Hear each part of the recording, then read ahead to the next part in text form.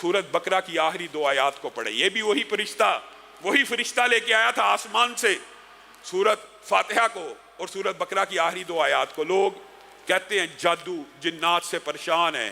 جس گھر میں صرف یہ آیتیں 2 آیتیں 3 دن تک پڑھی جائیں جادو جنات شیاطین اس گھر سے بھاگ جاتے ہیں. اور اس 2 آیتوں کے بارے میں بھی حدیث کیا ہے جس نے یہ 2 آیتیں پڑھ لی گویا اس کے لیے کفایت کر گئی. کس سے؟ پوری رات کے قیام سے کفایت کر گئی.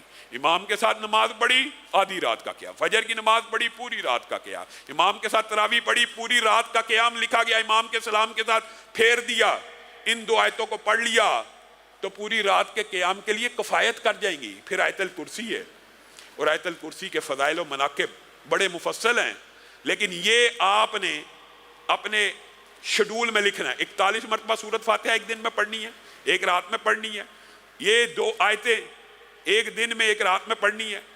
اسی طرح آیت الکرسی کو ویسے تو ہر مسلمان کو یہ چاہیے کہ یہ آیت الکرسی ہر نماز کے بعد ایک مرتبہ جو پڑھے گا. صحیح حدیث کے کیا الفاظ ہیں, اس کے اور جنت کے مابین کیا الفاظ ہیں, یاد تو ہونی چاہیے کیا الفاظ ہیں. اس کے اور جنت کے مابین موت کا فاصلہ ہے, یعنی مرا سیدھا جنت میں چلا گیا.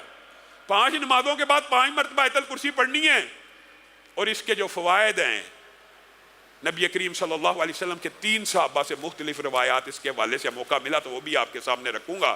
ایک بہت بڑا فائدہ یہ ہے کہ انسان شیاطین سے بچ جاتا ہے. جادو جنات عام ہے, اس آیت الکرسی کو ہر نماز کے بعد ایک مرتبہ پڑھنا اور اس کے علاوہ کوشش کریں زیادہ سے زیادہ پڑھنا ہے. اور جو صرف علاج چاہتا ہے جادو جنات کا تو 313 مرتبہ حافظ محمد گوندلوی رحمہ اللہ اس کا وظیفہ بتایا کرتے تھے. نظر بد کا جنات کا پرانا جادو ہو 313 مرتبہ 7 دن پڑھا جائے دور ہو جاتا ہے. لیکن آپ نے اپنی ان طاق راتوں میں اس کی تعداد مقرر کرنی ہے, کم از کم 10 مرتبہ یہ آیت الکرسی پڑھنی ہے. وہ کام کریں جس کے اوپر ان 10 راتوں پہ مستقل عمل ہو جائے.